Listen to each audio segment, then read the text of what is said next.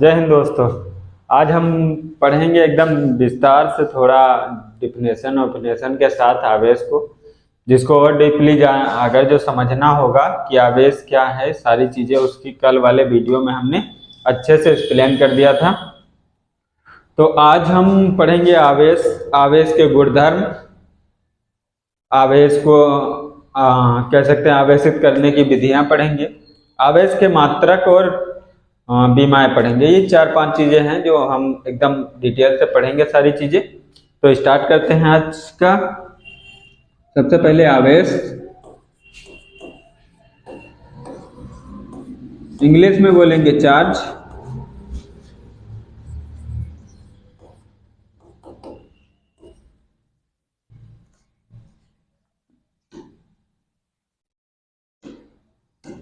आवेश हमारा बेसिकली होता क्या है, किसी जैसे हम कह सकते हैं कोई भी पदार्थ है, हमारे पदार्थ हैं बहुत सारे, तो वो पदार्थ का जो एक गुण होता है उसी को आवेश कहते हैं। ऐसे भी हम कह सकते हैं कि किसी पदार्थ का वह गुण जो विद्युत क्षेत्र या चुंबकीय क्षेत्र को दर्शाता है या उसका अनुभव करता है, उसे हम कहते हैं आवेश। तो किसी पदार्थ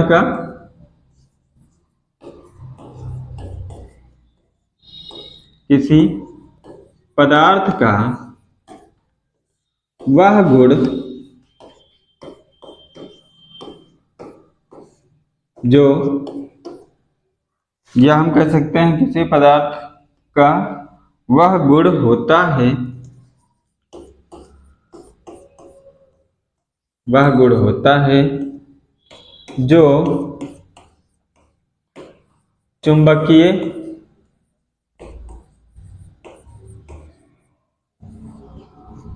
या विद्युत क्षेत्र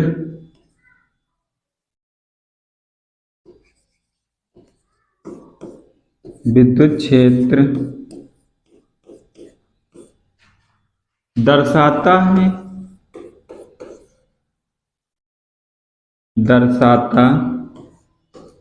या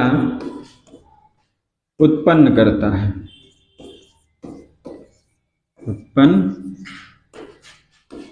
है या उसका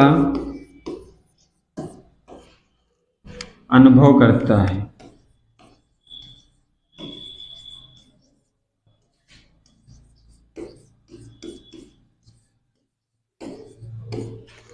तो आवेश की परिभाषा क्या है हमारी, किसी पदार्थ का वह गुण होता है, हमारा जो आवेश है वो किसी पदार्थ का वह गुण होता है जो चुंबकीय या विद्युत क्षेत्र दर्शाता है या उत्पन्न करता है।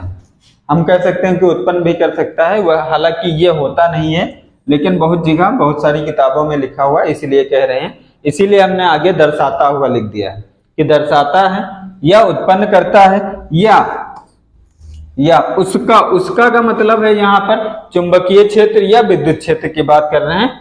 चुंबकीय क्षेत्र या विद्युत क्षेत्र का अनुभव करता है। अब फ्रैंकलिन के अनुसार 1747 ईस्वी में, फ्रैंकलिन ने 1747 ईस्वी में फ्रैंकलिन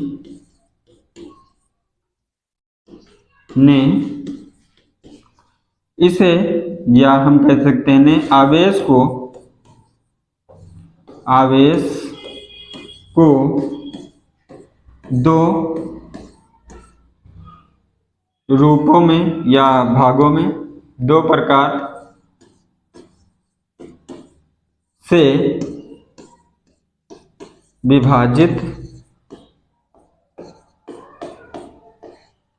विभाजित किया। पहला था हमारा धनात्मक,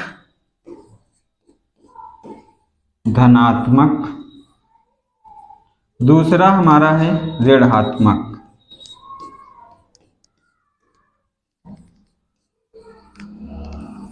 तो पहला 1747 ईस्वी में फ्रैंकलिन ने आवेश को दो प्रकार से विभाजित किया, पहला धनात्मक, दूसरा ऋणात्मक। अगर जो हम इनकी बात करें आगे, तो सबसे पहले धनात्मक ऋणात्मक की बात करते हैं, क्योंकि ये थोड़ा सा पहले स्टार्ट होता है। ऋणात्मक आवेश, ये बता दिया गया था कि दो प्रकार के होते हैं, लेकिन इसको जे थॉमसन ने नाम दिया ऋणात्मक आवेश को इलेक्ट्रॉन। कब? 1897 में जे थॉमसन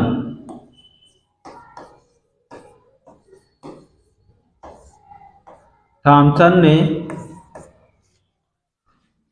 इलेक्ट्रॉन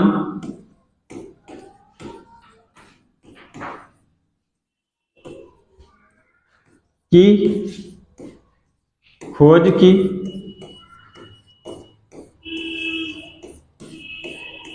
खोज की 1897 ईस्वी में जे थॉमसन ने इलेक्ट्रॉन की खोज की, अल्फा किरणों पर की सहायता से इलेक्ट्रॉन की खोज की, और इन्होंने बताया कि ऋणात्मक आवेश जो हैं वस्तु की ओर आकर्षित होने लगते हैं। बात समझ गए? अब यहां पर अगर जो हम बात करें इसके आगे की, तो ऋणात्मक आवेश कैसे हम कह सकते हैं और क्या होते हैं, तो सबसे पहले हम इनके बारे में थोड़ा थोड़ा जान लेते हैं।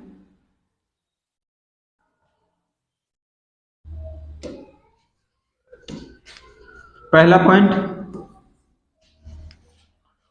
सबसे पहले तो इसका हम आवेश देखें। अगर जो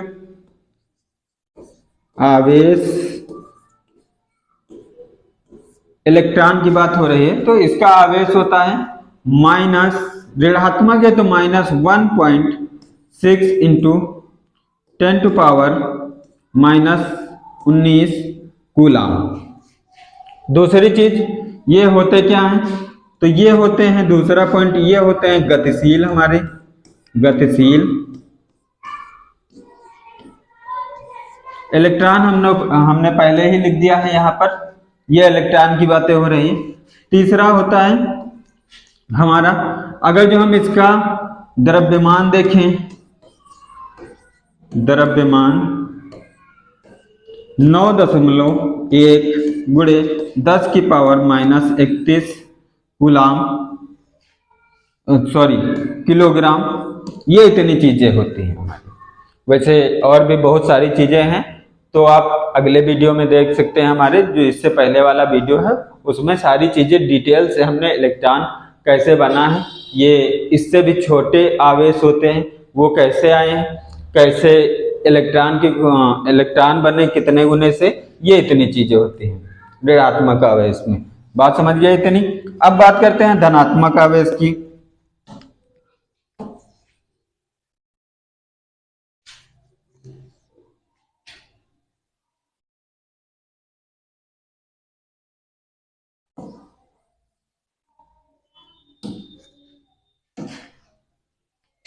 धनात्मक आवेश,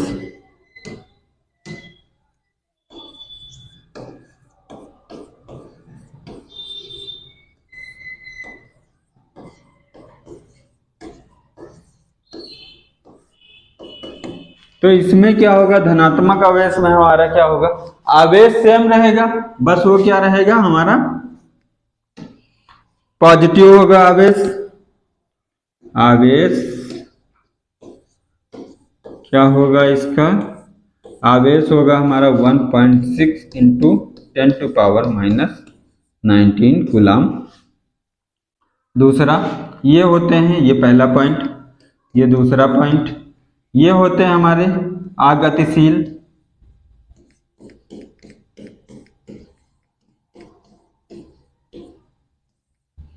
तीसरा पॉइंट है हमारा द्रव्यमान, क्या होगा,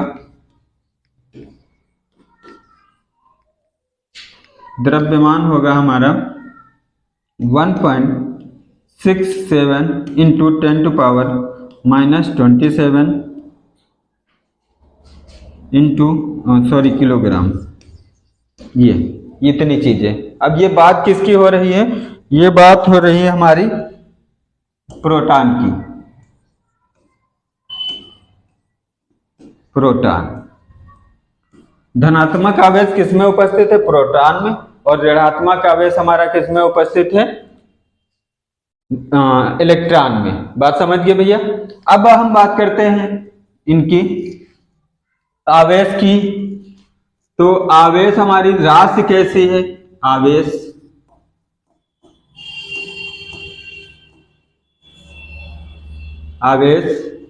ये हमारी है अदिश राशि, अदिश राशि। ये कौन सी राशि है हमारी? अदिश राशि। क्यों अदिश राशि है? क्योंकि इसमें केवल और केवल परिमाण है, दिशा नहीं दी गई है कि किधर की हो सकती है, किधर की नहीं हो सकती। अभी आगे जब हम इनके गुणधर्म पढ़ेंगे तो सारी चीजें जान जाएंगे। इसमें क्या है?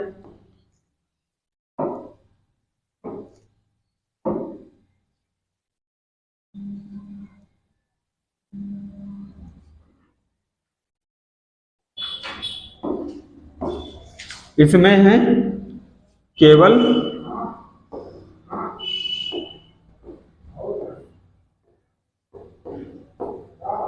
परिमाण, दिशा नहीं होती है। ये हमारा आवेश के प्रकार थे, एक ऋणात्मक आवेश और एक धनात्मक आवेश। आगे बढ़ें तो आगे हम अब बात करेंगे इनके मात्रक और बीमाएं। आवेश का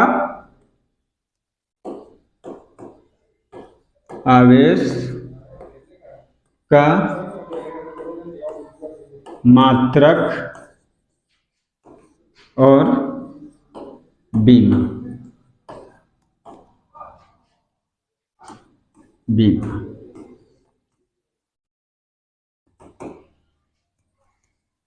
आवेश का मात्रक और बीमा। तो मात्रक थोड़े हैं, 3-4 मात्रक हैं जो हमें पढ़ने हैं, इंपॉर्टेंट भी है। हो सकता है वो विकल्पीय क्वेश्चन में आ भी जाते हैं, 1 नंबर का हमारा पक्का हो जाता है इसमें मात्रक अगर जो आएंगे अच्छे से। बीमा वैसे पूछी नहीं जाती, लेकिन हम समझ लेंगे क्योंकि आगे अभी जब हम कूलाम का नियम पढ़ेंगे तो उसमें विद्युतशीलता, निर्वात की विद्युतशीलता का बीमीय सूत्र जब ज्ञात करेंगे तब वो आ जाएगा, वहां पर यूज करेंगे। और ऐसे हमें छोटे वाले याद रहेंगे तो बड़े हमें याद नहीं करना पड़ेगा, वो निकाल लेंगे हम बना के, और इतनी मेहनत भी कम करनी पड़ेगी। तो सबसे पहले हम एक और चीज जानते हैं कि हमारी जो विद्युत धारा होती है,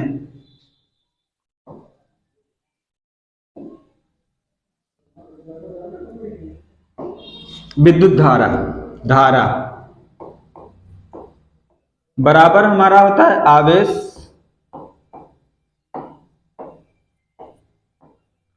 बटे समय।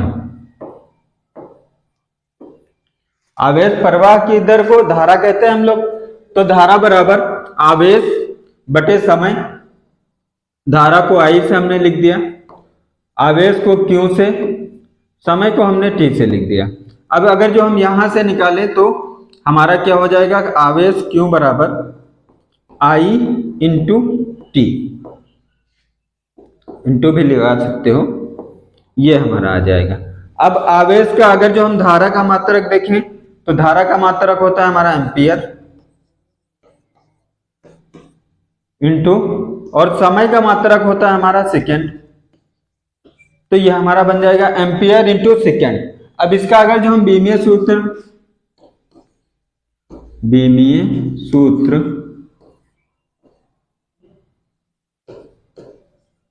तो बीमीय सूत्र हमारा क्या हो जाएगा आवेश का? यहां देखो एम्पियर इंटू सेकेंड, तो एम्पियर का ए होता है, सेकेंड का हमारा टी हो जाएगा, बस यही लिखना है। तो ये क्या बन जाएगा हमारा एम्पियर का ए, एम्पियर लिख लेते हैं यहां पर, इंटू सेकेंड। अब एम्पियर का हम लिखेंगे ए और सेकेंड का लिखते हैं टी कैपिटल, और इसे बड़े ब्रैकेट में बंद कर लेंगे। अब इनकी हम घात लगा देते हैं 1-1। बात समझ में आई? अब हम इनके मात्रक देख लेते हैं दूसरे वाले क्या होते हैं। तो सबसे पहले हम 3 प्रकार के SI, MKS और CGS। तो पहला SI, दूसरा मात्रक MKS, तीसरा CGS, चौथा प्रयोगिक मात्रक,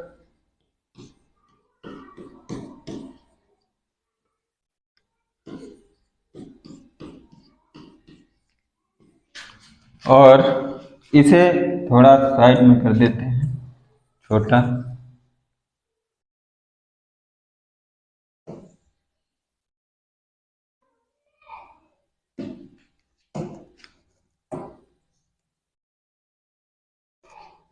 चौथा है हमारा, चौथा मात्रक हो जाएगा हमारा सबसे बड़ा मात्रक,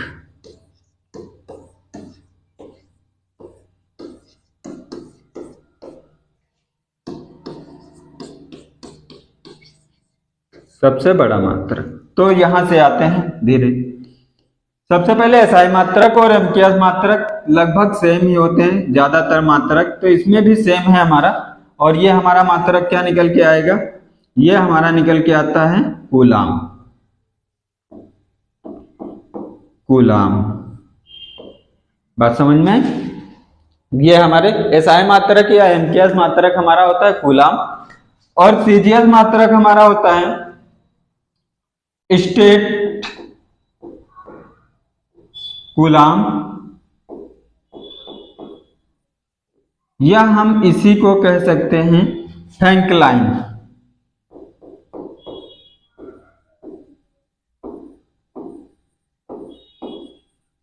बात समझ में आई? ये दो हो सकते हैं। प्रायोगिक मात्रक किसे कहेंगे? अब एक कूलाम में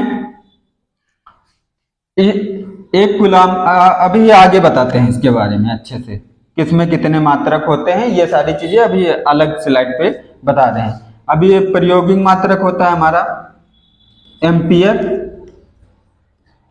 इंटू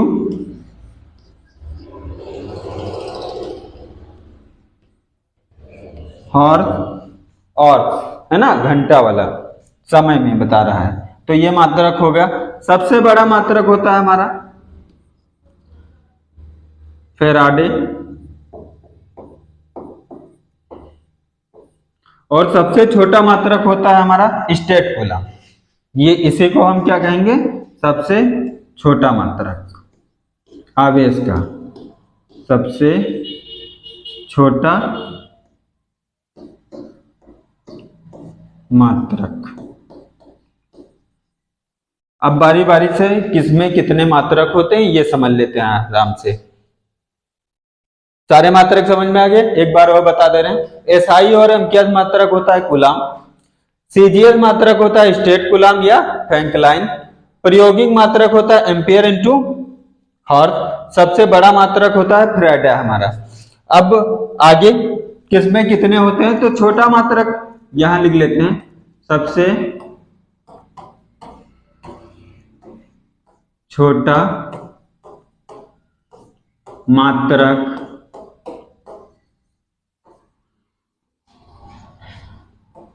बराबर स्टेट कूलाम।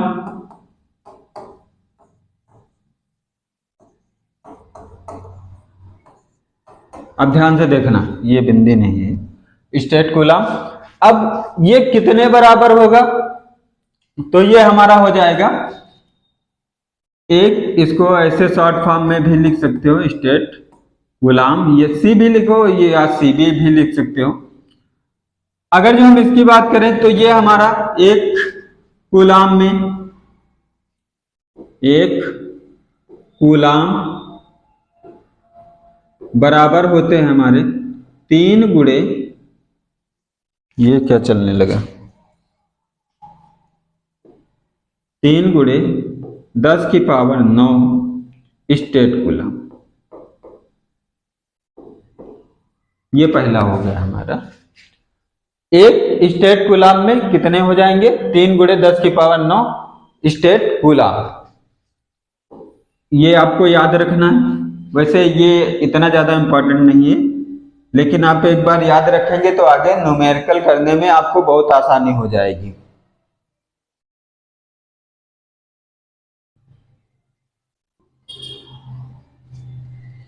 फिर इसके आगे आते हैं, तो इसके आगे हमारा इधर देखना। अब स्टेट कूलाम में कूलाम कितने होते हैं पता चल गया। फिर फैराडे में कितने होते हैं ये देख लेते हैं। एक फैराडे बराबर एक फैराडे बराबर हमारा कितना हो जाएंगे, तो ये हो जाते हैं 96,500 कूलाम। ये दो हैं हमारे ऐसे मात्रक। बात समझ में आई भैया। तीसरा मात्रक हमारा ये वाला एम्पियर हॉर्स, इसको हम बदलेंगे कूलाम में तो कितना हो जाएगा प्रायोगिक मात्रक। चलो इसको अच्छे से अब यहां पे समझ लेते हैं।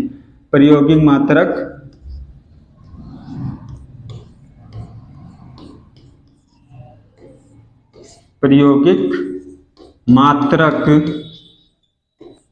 बराबर हमारा होता है एम्पियर इंटू हॉर्स। ठीक। अब हम अगर जो मान लें यदि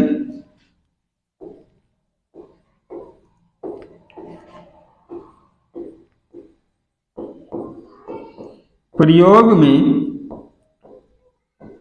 1 एम्पियर और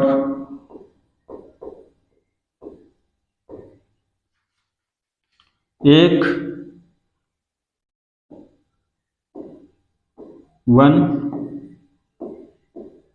हॉर्स का उपयोग किया गया है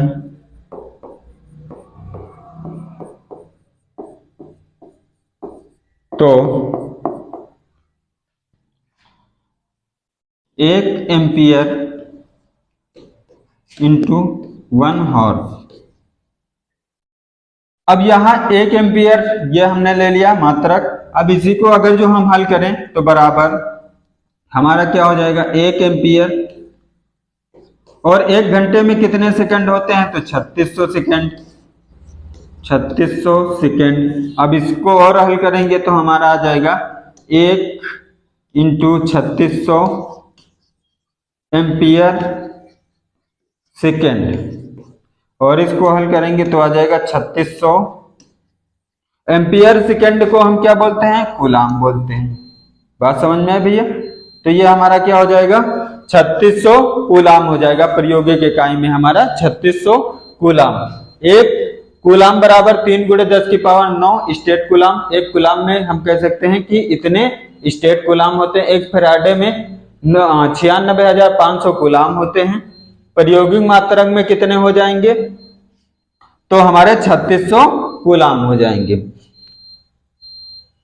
नेक्स्ट अब अगला हमारा आवेश की बीमा और मात्रक हो गए हमारे। अब हम पढ़ेंगे आवेश के गुणधर्म। दूसरा हमारा पॉइंट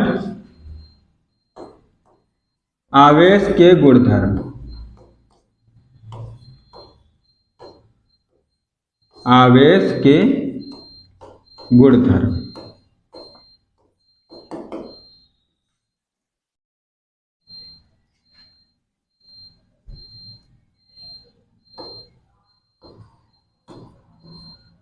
आवेश के गुणधर्म सबसे पहला हमारा गुणधर्म है, वैसे 4 होते हैं लिख देते हैं यहां पर हम। आवेश संरक्षण का सिद्धांत। आवेश संरक्षण का सिद्धांत।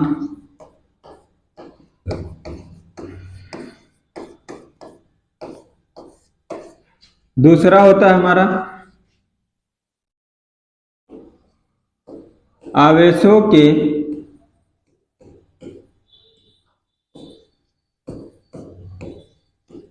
योज्यता का नियम। आवेशों के योज्यता का सिद्धांत।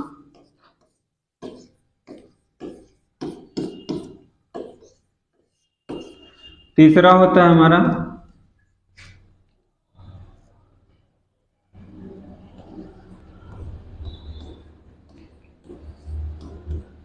आवेशों की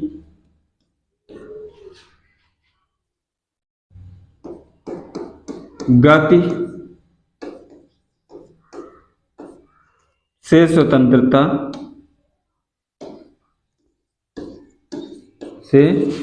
स्वतंत्रता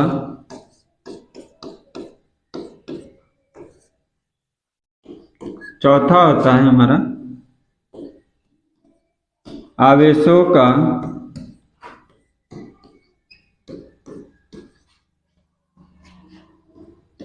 क्वांटीकरण।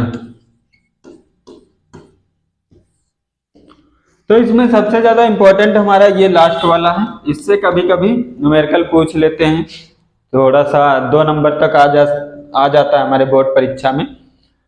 आवेशों के आवेश संरक्षण का सिद्धांत ये इससे लगभग हमारा अलग ही रहता है। आवेशों के योज्यता का सिद्धांत ये भी हमारा बहुत कम, ये गति वाला है, थोड़ा सा पूछ लेता है, आगे इंपॉर्टेंट है कि गति से रिलेटेड इसमें सारी चीजें होंगी। तो हम एक एक करके अगर जो पढ़ेंगे तो ऐसे ही समझ लेते हैं, क्योंकि इतने ज्यादा इंपॉर्टेंट नहीं, ये वाला है हमारा इंपॉर्टेंट, तो इसको हम एकदम डिटेल से पढ़ लेंगे। और ऐसे ही हम थोड़ा डायग्राम की सहायता से इन सबको समझ लेते हैं।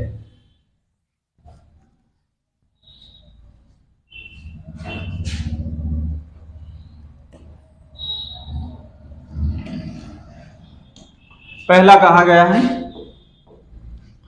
आवेश संरक्षण का सिद्धांत यही कहता है कि यदि हम कहें जैसे ऊर्जा संरक्षण का सिद्धांत होता है, द्रव्यमान संरक्षण का सिद्धांत होता है, तो ये ऐसे ही ये भी है हमारा आवेश संरक्षण का।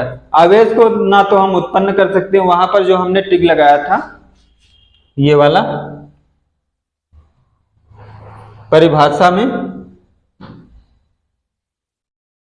ये देखो उत्पन्न, तो आवेश को हम आवेश संरक्षण के सिद्धांत के अनुसार उत्पन्न नहीं कर सकते हैं, यही चीज इसीलिए हमने निशान लगाया था यहां पर। आवेश संरक्षण का सिद्धांत हमसे कहता है कि आवेश को ना तो हम उत्पन्न कर सकते हैं ना ही नष्ट कर सकते हैं, बस एक वस्तु से दूसरी वस्तु पर हम भेज सकते हैं, मतलब ट्रांसफर कर सकते हैं। जैसे एक वस्तु है हमारे पास, इसमें आवेश है, दूसरी वस्तु है इसमें भी आवेश है, थोड़े से कम है इसमें है ज्यादा, तो हम क्या करेंगे, इस वाली वस्तु में जिसमें ज्यादा है उसमें से इस वाली वस्तु में ट्रांसफर कर सकते हैं। यही हमारा आवेश संरक्षण का सिद्धांत कहता है। या हम कह सकते हैं कि ऐसे, ये तो हमारे ओपन हो गए, विलगिन निकाय मान लेते हैं, आइसोलेटेड सिस्टम में 2 हमारी वस्तुएं रखी हुई हैं, इसमें आवेश हैं, और ये हमारी वस्तु है एक, इसमें भी आवेश हैं। जिसमें ज्यादा होंगे उसमें से दूसरे वाले में चले जाएंगे। आवेश का मतलब इलेक्ट्रॉन, बात समझ में आई। जिस और आवेशित होंगे, या हम कह सकते हैं आकर्षण बल लगेगा या प्रतिकर्षण बल लगेगा, ये हमारा पहला हो गया।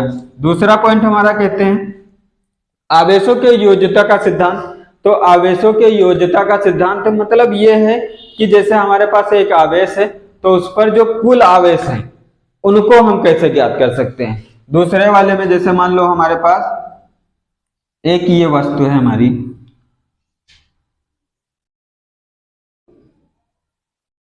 ये वस्तु है, इस पर आवेश उपस्थित हैं,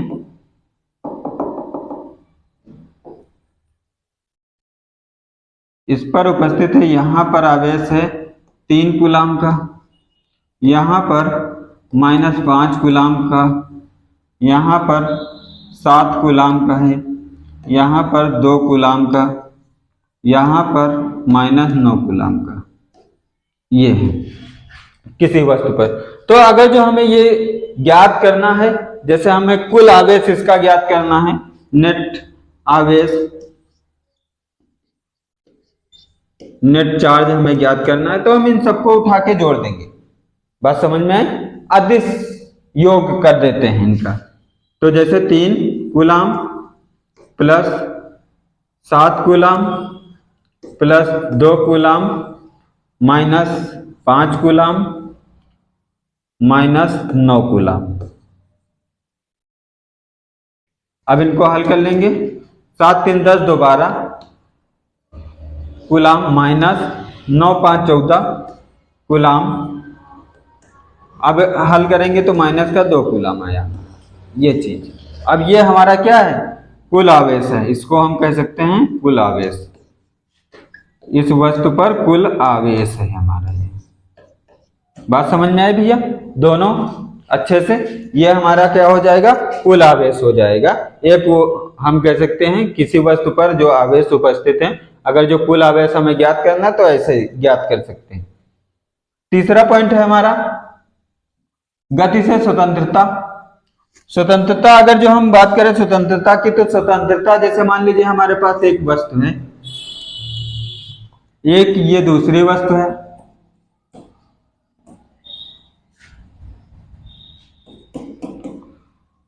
ये मोशन कर रही है, गति कर रही है, और हम पढ़ क्या रहे थे, स्थिर कूलाम पढ़ रहे थे। ये हमारी गति कर रही है वस्तु। तो अगर जो हम बात करें द्रव्यमान की, ये है स्थिर वस्तु हमारी, स्थिर है, गति नहीं कर सकती है। तो इसके जो आवेश हैं Q1, ये Q2। तो गति वस्तु के आवेश और स्थिर गति के आवेश, तो गति का इन पर हम कह सकते हैं कि जैसे हमारा आवेश है वो गति पर निर्भर ही नहीं करता है। क्यों?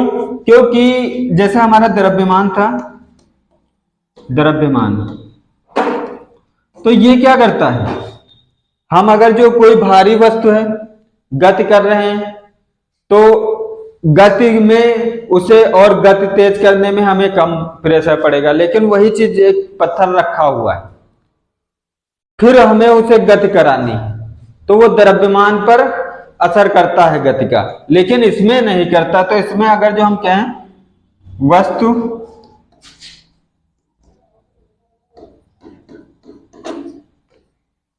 पर आवेश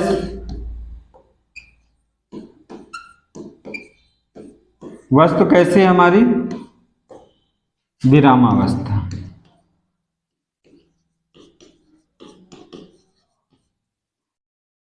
बराबर वस्तु पर आवेश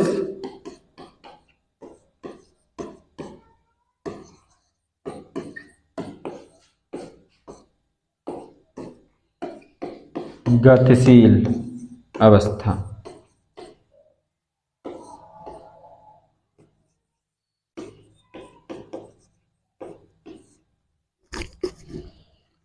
तो ये दोनों बराबर होंगे। कहने का मतलब यह है कि अगर जो स्थिर है वस्तु तब भी उतना ही आवेश रहेगा, और अगर जो गतिशील है वस्तु तब भी उतना ही आवेश रहेगा। बात समझ में है भैया? तो ये Q1 बराबर होगा Q2 के। अब हमारा जो इंपॉर्टेंट है मेन, वो वाला पढ़ते हैं। चौथा, क्वांटीकरण, आवेशों का क्वांटीकरण। तो क्वांटीकरण हम जैसे मान लो एक वस्तु से दूसरी वस्तु पर आवेश ट्रांसफर करते हैं, तो वो एक इलेक्ट्रॉन के आवेश के गुणज होता है, मतलब 1.6 इंटू 10⁻⁻19 का ही गुणज होगा वो। अगर जो इसके अलावा है तो मतलब टुकड़ों में, हमारा टुकड़ों में नहीं हो सकता, जैसे 3.5 आवेश, 10.15, 10.15 आवेश, ऐसे नहीं हो सकता है। तो क्वांटीकरण का सिद्धांत, क्वांटीकरण का सिद्धांत, ये इंपॉर्टेंट है हमारा। इससे बोर्ड परीक्षा में 2 नंबर तक पूछा जा सकता है, कई बार पूछा भी गया है, और भी अदर है उसमें भी आ जाता है, कंपटीशन वाले क्वेश्चन में भी। तो सबसे पहले जब एक वस्तु से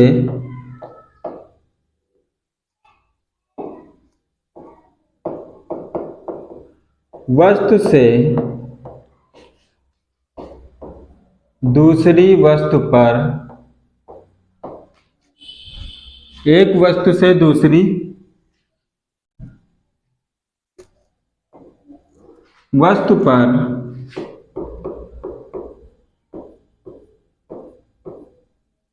वस्तु पर आवेश जाता है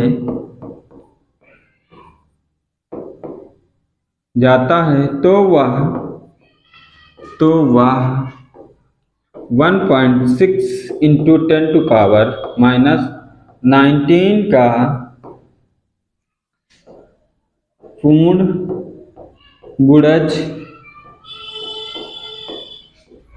होता है।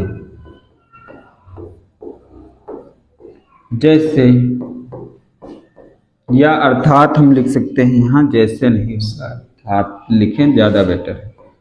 अर्थात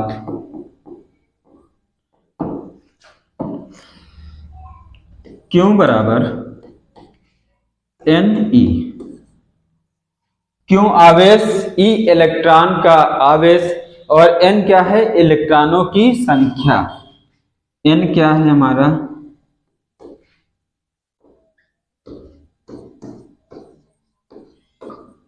इलेक्ट्रॉनों की संख्या। और क्या हो सकती है संख्या? 1 2 3 4 5 6 7 8 9 10 ऐसे डैश डैश ये होते सकते हैं। ये इलेक्ट्रॉनों की संख्या है हमारी। अगर जो हमें मान लीजिए किसी वस्तु से किसी वस्तु पर जा रहा है तो वो भी हमें समझना है कि कैसे क्या होगा, किस पर ऋण आवेश आएगा, किस पर धन आवेश आएगा। तो हम ये देख लेते हैं, छोटा सा ही है, ज्यादा बड़ा नहीं है, समझ में भी आ जाएगा, बहुत इजी है।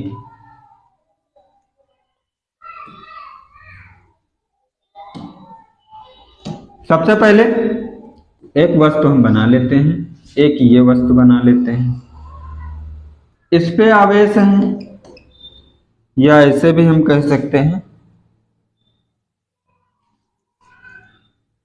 Plus minus plus minus plus minus plus minus plus minus. ये एक में 2 पॉजिटिव 2 निगेटिव, एक में 3 पॉजिटिव 3 निगेटिव। अगर जो हम इस वस्तु से एक इलेक्ट्रॉन को इस वस्तु पे भेज दें, जैसे मान लो हमने ये वाला यहां भेज दिया, ये यहां से हमने हटाकर यहां पर भेज दिया, सॉरी, तो इसमें एक इलेक्ट्रॉन की अधिकता हो गई। अब इसमें इलेक्ट्रॉनों की संख्या ज्यादा हो गई, प्रोटॉनों की संख्या कम हो गई। इसमें प्रोटॉनों की संख्या ज्यादा हो गई और इलेक्ट्रॉनों की संख्या कम हो गई। यही काम करते हैं जब हम वहां ऋणात्मक और धनात्मक वाले पढ़ रहे थे आवेश, तो वो ये इसी के आधार पर ऋणात्मक और धनात्मक आवेश बताए गए थे। अब इसमें इलेक्ट्रॉनों की संख्या ज्यादा है तो इसका आवेश क्या हो जाएगा? सॉरी, प्रोटॉनों की संख्या ज्यादा है तो इसका आवेश हो जाएगा धनात्मक, और इसमें इलेक्ट्रॉनों की संख्या ज्यादा है तो इसका क्या हो जाएगा? ऋणात्मक हो जाएगा। बात समझ गए भैया? ये इतनी चीजें हो गई। अब इसी से रिलेटेड ये समझ में आ गया, धनात्मक आवेश और ये ऋणात्मक आवेश हो गए। जब इलेक्ट्रॉनों की संख्या अधिकता हो जाए, हम कह सकते हैं अधिक हो जाए, तो उसे हम कहते हैं ऋणात्मक आवेश। माइनस से उसे डिनोट करेंगे, ये माइनस हो जाएगा हमारा और ये वाला प्लस हो जाएगा। जब किसी भी वस्तु से इलेक्ट्रॉन बाहर चले जाते हैं तो वो हमारा हो जाता है धनात्मक, और जब किसी भी वस्तु पे इलेक्ट्रॉन आ जाते हैं तो वो ऋणात्मक हो जाता है। अब इसी से रिलेटेड एक क्वेश्चन है, एक कूलाम में इलेक्ट्रॉनों की संख्या बतानी है हमें।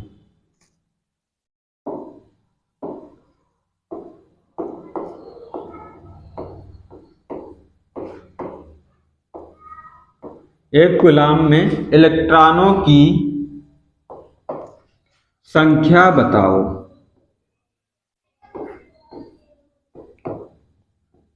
संख्या बताओ। हमसे पूछा गया है कि एक कूलाम में इलेक्ट्रॉनों की संख्या, मतलब इलेक्ट्रॉन कितने हैं एक कूलाम में, वो लिखनी है। यहां पर थोड़ा सा और एक चीज नहीं लिखी, ये वाला, इसका मान तो हमने आगे लिखा था, इलेक्ट्रॉन 1.6 इंटू 10⁻⁻19 कूलाम। अगर जो हल करेंगे तो क्यों बराबर आ जाएगा हमारा 1.n इंटू, ये अगर जो एक संख्या है हमारी तो हम एक लिख लेंगे यहां पर, ये संख्या अगर जो एक है तो हम यहाँ एक लिख लेंगे, 1.6 इंटू 10⁻⁻19 कूलाम, ये मान ऐसे निकालना है। तो यहां से हमें इलेक्ट्रॉनों की संख्या ज्ञात करनी, यही सूत्र लगाना हमें, क्यों बराबर Ne, इसका मान हमें पता ही है, ये होता है, ये मान रखेंगे। तो यहां से हमें इसका मान ज्ञात करना है, तो n बराबर हमारा क्या हो जाएगा, n बराबर हो गया हमारा Q अपॉन E, मान रख दो, बराबर इसका मान है 1, इसका मान है हमारा 1.6 इंटू 10⁻⁻90 कूलाम, और यहां भी कूलाम, एक कूलाम है ना ये वाला मात्रा, तो कूलाम से कूलाम कैंसिल हो गया, दशमलव हटाएंगे तो ऊपर एक जीरो बढ़ाएंगे तो हमारा हो जाएगा, ये घात माइनस के ऊपर जाएगी प्लस की हो जाएगी, तो हो जाएगा 10/16 इंटू, ये ऊपर ले जाएंगे तो ऐसे इसकी पावर हो जाएगी प्लस की 19। अब एक पावर इधर ले ले तो इसमें गुणा हो जाएगा, ये बन जाएगा 100/16 गुणे 10 की पावर 18, और इसको हल करेंगे तो हमारा मान क्या आ जाएगा, 16×85 16×96 6 बचा 4, दशमलव लगाएंगे 40, 16 दूना 32 बचा 8, 16×5 80 और 10 की पावर 18, ये इलेक्ट्रॉनों की संख्या हो जाएगी हमारी। दशमलव हटाएंगे तो 2 और बढ़ जाएंगे, ये इधर लेकर आएंगे तो 20 हो जाएगा, लेकिन ऐसे ही लिखा रहने दो, कोई समस्या नहीं। 2.5 इंटू 10⁻18 ये हमारी इलेक्ट्रॉनों की संख्या हो गई। इतना समझ में आ गया। अब इसमें एक पॉइंट बचा है, आवेशित करने की विधियां, तो वो नेक्स्ट वीडियो में आपको बताएंगे हम कैसे आवेशित करने की विधियां होती है। 3 होती हैं, घर्षण विधि, चालन विधि और प्रेरण विधि। कैसे कैसे आवेश किससे कैसे घर्षित होते हैं, मेन हमारा जो प्रैक्टिकली है, समझने योग्य है, जो सबसे ज्यादा जो आपको भौतिक जगत में दिखाई पड़ेंगे, वो कल वाले वीडियो में हमारा होगा। और कोई जो आज ये वीडियो देखेगा वो कल जरूर वीडियो देखेगा, क्योंकि वही समझ पाएगा। तो आज के लिए बस इतना ही।